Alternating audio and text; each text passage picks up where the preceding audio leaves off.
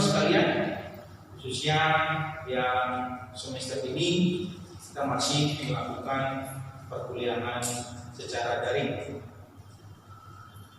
Kesempatan ini adalah penyampaian terlebih dahulu untuk perkuliahan mata kuliah ekonomi manajerial, yang mana mata kuliah ini ya, untuk di semester 7 ya, semester 7 ya, semester 7 ya.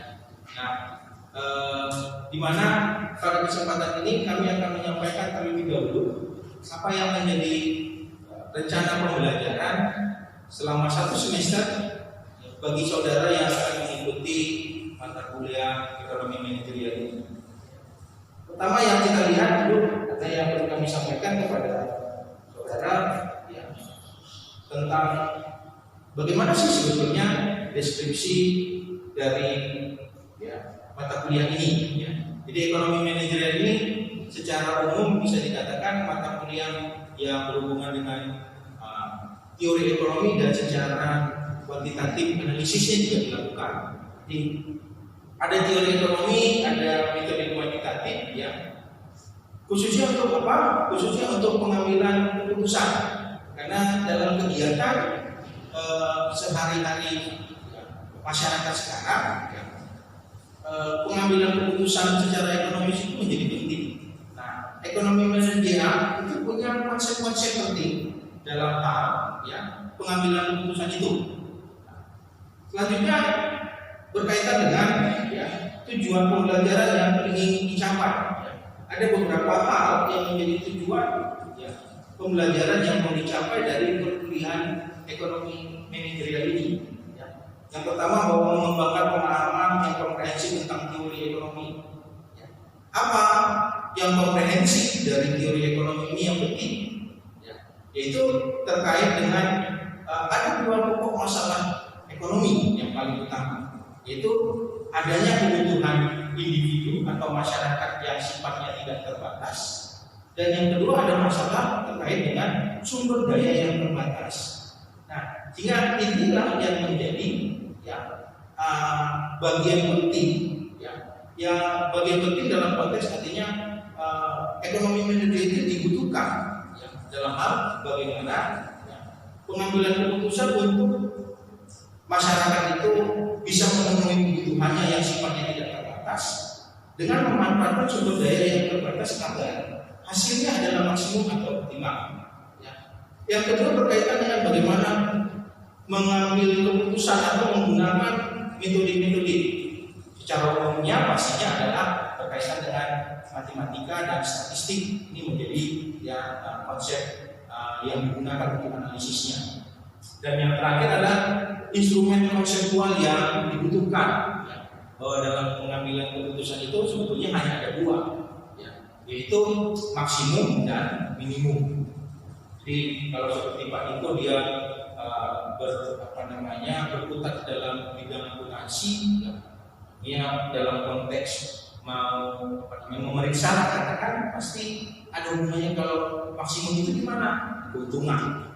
Minimum itu di mana? Biaya.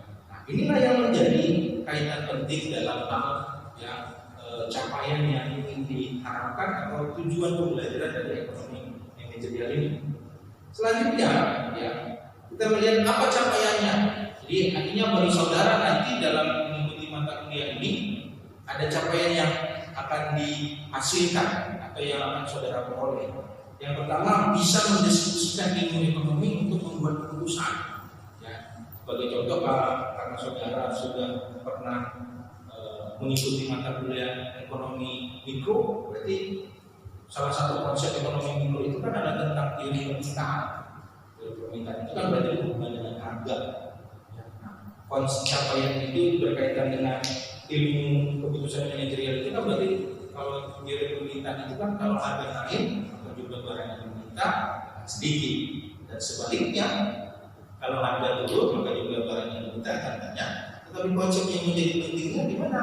Yaitu ceteris paribus, bahwa keadaan lain itu harus dianggap tetap. Karena kalau keadaan lain tidak dianggap tetap, maka itu tidak akan mungkin bisa berubah. Misalnya Pak Niko punya uang banyak, ya, harga mobil itu turun, yang belum tentu Pak Niko beli mobilnya Pak. Ya kan Pak Niko? Itu. Karena apa? Karena pendapatannya tidak dianggap tetap.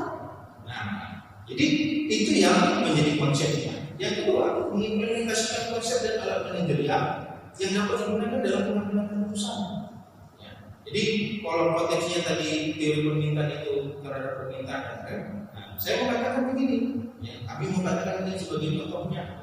Kenapa di supermarket, ya, seperti di Irian kalau di ini, ya, atau Ramayana, ya, untuk meningkatkan penjualannya, ya, terkadang mereka melakukan diskon, yaitu kan hubungannya dengan konsep teori permintaan, bahwa kalau harga turun, maka diharapkan permintaan itu akan meningkat. Nah, bisa nggak?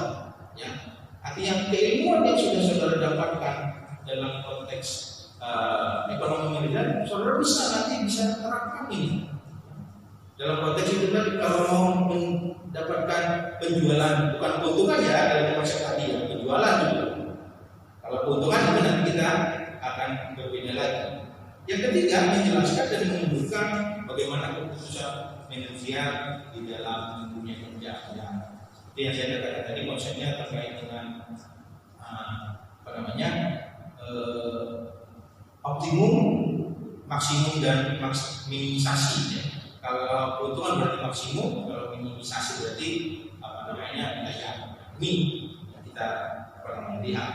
Nah, teori materi kajiannya ya, saudara nanti bisa baca melalui bahan ajar yang sudah ada di dalam Google Classroom atau sudah akan diunggah sebelum perkuliahan dimulai. Saudara bisa mengunggah materi tersebut. Ya, artinya kelas saya dengan kelas Pak Niko secara materinya itu akan sama. Tinggal saudara bisa download, unggah, atau unduh untuk saudara dapat pelajari. Ini materinya saudara ada 13 materi ya. Seperti ruang untuk ekonomi manajerial, informasi ekonomi, dan nanti sampai kepada bagaimana keputusan investasi dan anggaran. Selanjutnya adalah seperti apa evaluasi dan penilaian. Pasti ini kan yang menjadi tujuan ya, atau yang saudara tunggu-tunggu ya, khususnya termasuk juga mahasiswanya Pak Niko masih tunggu. Mana sih penilaiannya? Jadi penilaiannya seperti biasa ya, itu yang pasti kehadiran, ya, karena ini masih menjadi ukuran kita. Tapi kehadirannya bukan seperti sewaktu kuliah di dalam kelas, saudara ada wujudnya, enggak. Ya, tapi kehadiran di sini lebih kepada bagaimana saudara memberi kontribusi. Apa kontribusinya? Yaitu saudara mengajukan pertanyaan atau saudara mengajukan hal-hal untuk diskusi tanya jawab. Yang kedua, tugas sudah pasti ya. Nah, tugas-tugas ini akan disampaikan pada setiap pertemuan ya. Nah, jadi saudara, sehingga saya mau tekankan, kami mau tekankan ya, bahwa saudara itu wajib untuk membaca materi yang dibagikan. Yang ketiga dan keempat itu sudah jelas ujian tengah semester dan ujian akhir semester. Berikutnya, metode pembelajarannya ini menjadi penting kami sampaikan karena supaya terjadi kelancaran dalam perkuliahan kita. Ya, bahwa metode pembelajaran ini berkaitan dengan bentuk kuliah daring itu sudah pasti.